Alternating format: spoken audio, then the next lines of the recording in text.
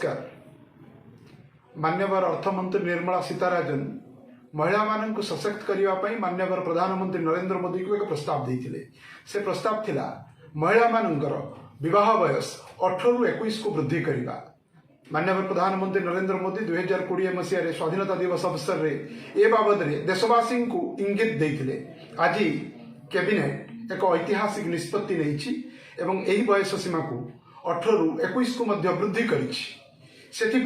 मु मान्यवर प्रधानमंत्री को अंतररू धन्यवाद सह कृतज्ञता ज्ञापन करुछि। वास्तव में यही निष्पत्ति द्वारा महिला माने सशक्त हेबे, मातृ मृत्युहार कमिब, महिला माने निजर उच्च शिक्षा वृद्धि करने एवं निजर दक्षता को वृद्धि करने अधिक सुजोग पाइबे।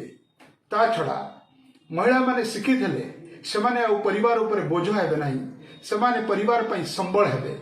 सबुठु बड़ कथा है से माने निजर सामाजिक एवं आईनगत व्यवस्था को बुझापी अधिक सुजोग पाइबे। से पुणी थे मान्यवर प्रधानमंत्री नरेंद्र मोदी को अशेष धन्यवाद।